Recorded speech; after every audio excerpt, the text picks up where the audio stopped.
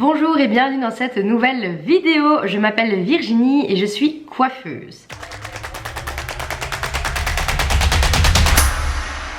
Aujourd'hui, je vais voir avec vous 3 techniques très simples qui vont vous permettre d'éviter d'avoir des fourches et cela sans devoir vous couper les pointes. Tout d'abord, les fourches, je pense qu'on sait toutes ce que c'est, on en a toutes déjà eu. Généralement, ça commence vers le bas et puis quand vous prenez une mèche de vos cheveux comme ceci, vous pouvez tirer dans tous les sens et vous allez avoir des cheveux qui vont se dispatcher un petit peu partout. Et ça, c'est pas très gai. Mais il y a des solutions pour les gens qui veulent vraiment laisser pousser leurs cheveux ou qui ont galéré à les laisser pousser et qui sont vraiment contre le fait de couper.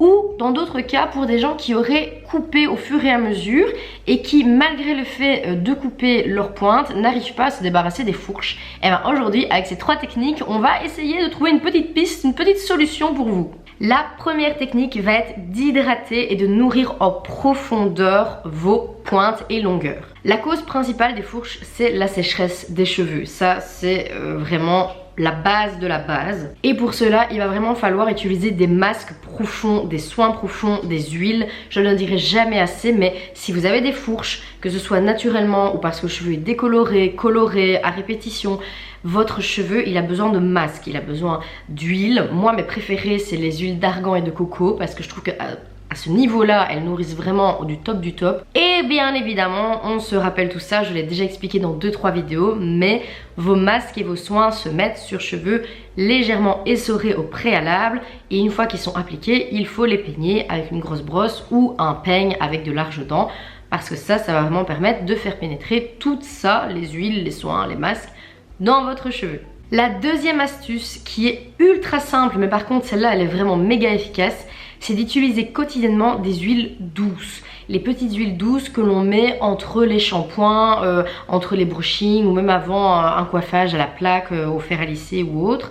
Ça c'est efficace mais à 100%. Une fois que vous les hydratez, il faut sceller l'hydratation. Et ces huiles là, elles viennent vraiment apporter une couche autour et permettent aux pointes qui sont mortes de ne pas perdre tous les produits qu'on aura mis dedans pour les gainer, pour les gonfler et pour les rendre brillants.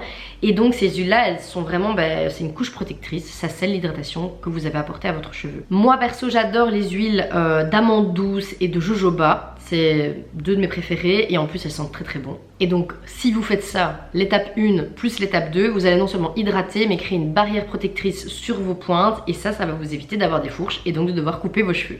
Ensuite pour la numéro 3, écoutez, elle est redondante, j'en parle tout le temps, mais c'est pour moi une chose que personne ou très peu de personnes font alors que c'est essentiel.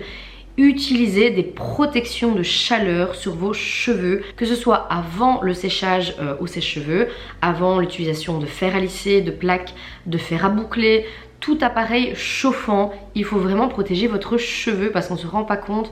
Parfois c'est l'appareil en lui-même, s'il est un peu pas trop cher et que vous l'avez pris, je sais pas moi, à 20 € sur Amazon ou dans une petite boutique. Il n'a pas forcément de bonnes plaques déjà, parce que la matière des plaques ça joue. Il n'a pas forcément un réglage de température, et donc si c'est une température très forte, ça joue. Et si en plus vous avez le malheur de ne pas trop savoir comment l'utiliser et que vous laissez longtemps l'appareil sur votre cheveu, vous risquez de le brûler. Qui dit cheveux brûlés dit forcément cheveux pas hydratés, pas nourris et donc fourche, cassage et là on est obligé de passer à la coupe. Le nombre de personnes que je connais en salon ou autre et qui ont par exemple vraiment juste les mèches de devant, la frange ou les côtés brûlés. Vraiment le cheveu il est sec de chez sec par rapport au reste et souvent il ne repousse pas vite d'ailleurs, c'est ce qu'on me dit souvent, ça ne repousse pas vite.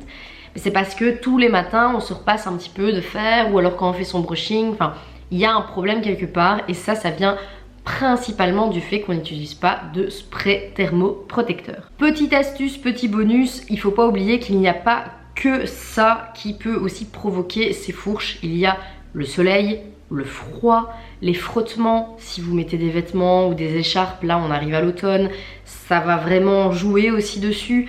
Je veux dire, on s'en rend pas compte, mais quand on dort déjà, bon on a beaucoup parlé d'été d'oreiller en soi, mais il faut pas oublier que, imaginons vous êtes en train de conduire, vous avez vos cheveux dans le dos, je sais pas, vous êtes dans les bouchons, vous avez votre tête qui frotte, mais tout ça, tous les frottements qu'on a sur le cheveu, de n'importe quoi, même le canapé, enfin tout, ça peut créer des frisottis. Et donc faut pas hésiter quand vous savez que vous voulez vous reposer dans le canapé ou quoi que ce soit. Soit vous avez un coussin vraiment avec une thé d'oreiller en soie et vous êtes tranquille, le cheveu il va beaucoup moins se casser dessus. Soit dans ces cas-là, je vous conseille alors des petits chouchous, des élastiques vraiment très doux et très souples, et vous pouvez faire des très simples attaches de vos cheveux et que ce soit pas trop serré. Ça c'est aussi très important, ne pas serrer votre cheveu. Ça c'était mes 3 techniques principales pour vous éviter d'avoir des fourches et de devoir couper vos cheveux. C'était une vidéo assez courte mais intéressante parce que j'ai eu souvent la question qui est revenue. N'hésitez pas, vous savez que si vous me mettez en commentaire des idées de vidéos ou des questionnements que vous auriez, je peux potentiellement vous en faire une vidéo derrière beaucoup plus complète. Donc allez-y, lâchez-vous dans les commentaires, et tant que vous y êtes, n'hésitez pas à vous abonner. D'ailleurs je fais une petite parenthèse, mais je suis obligée de revenir quand même dessus parce que depuis la vidéo que j'ai faite sur les shampoings Martin Skin et celles qui ont suivi d'ailleurs, vous êtes de plus en plus nombreux à me suivre. Je crois qu'il y a 3 semaines j'avais 83 abonnés, ici on est presque dans les 300, et je m'attendais pas à autant. Enfin réellement moi je m'étais dit si j'arrive à avoir 100 abonnés cette année, sachant que j'ai commencé en avril, je m'étais dit déjà c'est un gros challenge parce que YouTube c'est fort voilà, saturé, mais je suis vraiment contente de pouvoir vous apporter quelque chose. J'adore vous lire quand vous me dites que je vous ai apporté des conseils, que vous avez appris des choses, enfin bref c'est redondant, je vais arrêter là, mais je voulais tout simplement vous dire merci. Je vous retrouve lundi prochain pour une nouvelle vidéo, et en attendant, prenez soin de vos cheveux.